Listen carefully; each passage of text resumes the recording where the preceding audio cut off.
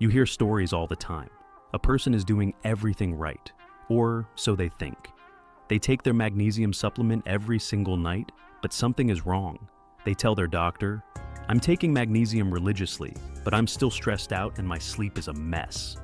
The doctor asks one simple question: which kind are you taking? And almost every time, the answer is the same.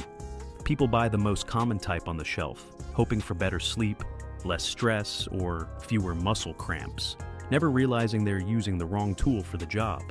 It's a story about wasting money, but more importantly, it's about missing out on the very benefits they were seeking.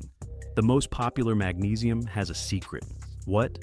The label tells a story about how much is in the pill, but it hides the truth about how little the body can actually use. That's why we're uncovering the full story today. By the end of this video, you'll understand why so many people make this mistake, which magnesium forms actually work, and how to choose the right one for your specific goal. Let's start with a crucial point. For physicians and pharmacists, questions about supplements come up daily. Magnesium is consistently at the top of the list. It's an essential mineral involved in over 300 enzymatic reactions, including regulating heartbeat and blood pressure, supporting nerve signaling and muscle relaxation, helping convert food into energy, and calming the nervous system and supporting sleep.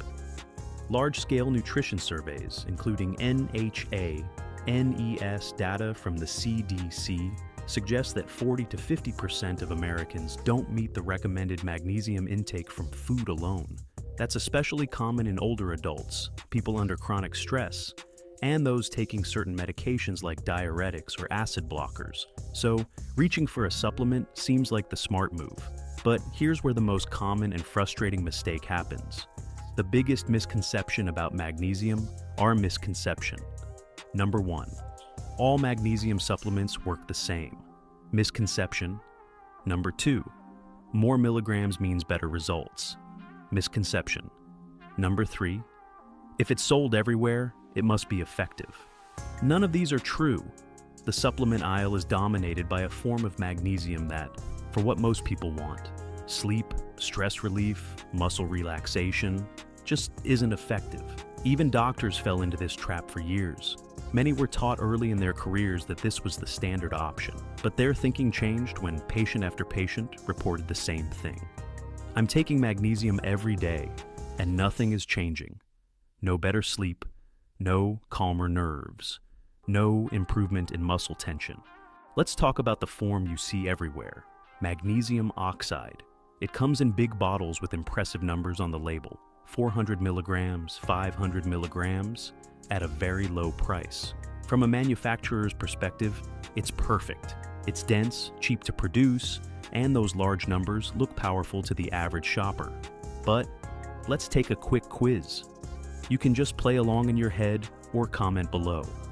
Which magnesium form do you think absorbs best? A. Magnesium oxide. B. Magnesium citrate. C. Magnesium glycinate. D. They're all the same. Most people choose A or D, and that's exactly where the problem starts. But here's the truth. Most labels don't explain. Those numbers tell you what's in the pill, but not what your body can use. This brings us to a key concept most people have never been taught: bioavailability. Bioavailability refers to how much of a nutrient actually makes it into your bloodstream and reaches your cells. Just because a supplement contains a certain amount doesn't mean your body gets all of it. A supplement with high bioavailability gets into your bloodstream and reaches your cells. A supplement with low bioavailability mostly passes through unused. In short, bioavailability is not about how much is in the pill. It's about how much your body can use. And this is where magnesium oxide completely falls apart. Multiple clinical studies have shown magnesium oxide has an absorption rate as low as 4%. Some studies place it slightly higher, but still dramatically lower than other forms. That means a 500 milligram pill may deliver only about 20 milligrams of usable magnesium. The remaining 480 milligrams stays in the digestive tract. And that leftover magnesium doesn't just sit there harmlessly. Now, let me ask you something personal. Why do you take magnesium? Sleep or stress, anxiety, or muscle cramps, or maybe brain health, or you're not sure? Type the word that fits you best in the comments. I read everyone. Did you know that magnesium oxide acts like a laxative? Unabsorbed magnesium oxide pulls water into the intestines. That's why it's commonly used medically as a laxative for constipation. This explains something many people never seem to connect. They take magnesium for sleep or stress. They notice stomach upset or loose stools. They don't notice calmer nerves or better sleep. That's not a side effect. It's the primary effect of magnesium oxide.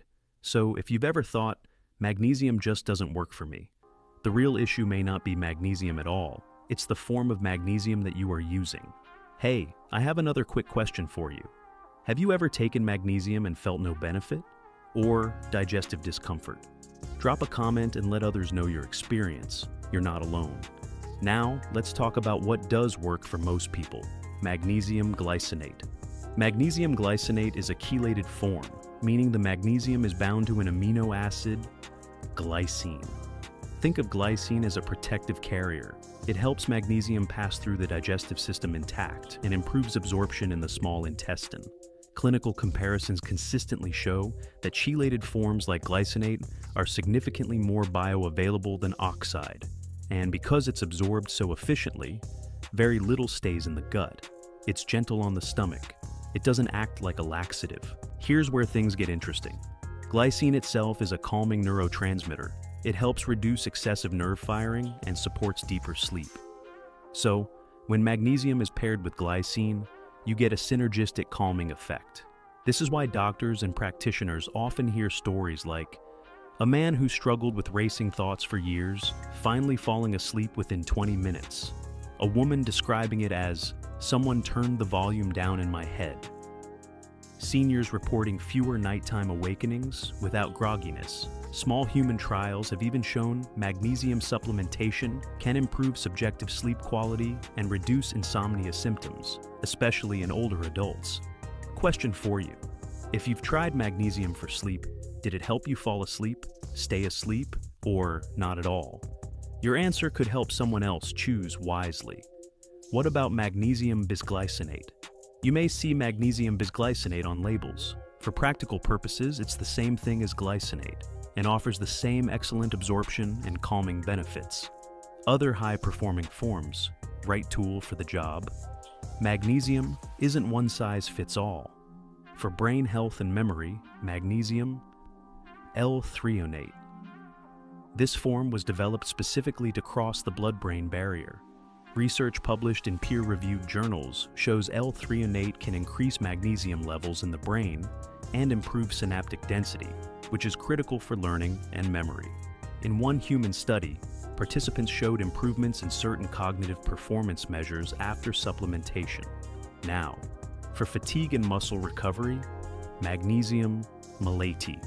Magnesium malate pairs magnesium with malic acid, a key compound in ATP, energy production. This makes it especially helpful for chronic fatigue, muscle soreness, low energy, for constipation plus magnesium. Support magnesium citrate. Citrate is fairly well absorbed, but still pulls water into the intestines. For people who want that effect, this can be useful. For people seeking sleep and calm, glycinate is usually better. Quick reference summary, save this. Sleep, stress, anxiety, magnesium, glycinate, brain health and memory, magnesium L-threonate, fatigue and muscle recovery, magnesium malate, constipation plus magnesium, magnesium citrate, the one to avoid for general health, magnesium oxide. My final guidance, very important. Aim for 200 to 400 milligrams of elemental magnesium per day, depending on your needs and what your doctor recommends. Always consult your healthcare provider, especially if you have kidney disease or take medications that affect mineral balance. Resources. For those who want to go deeper, I've linked peer-reviewed studies, NIH magnesium intake guidelines, trusted educational articles. Final question for the community. Which magnesium are you currently taking, and why did you choose it? Let's learn from each other in the comments. You now have the knowledge to look past misleading labels and make an informed decision based on purpose. not just price. You're no longer guessing. You're choosing the right form, one that actually works.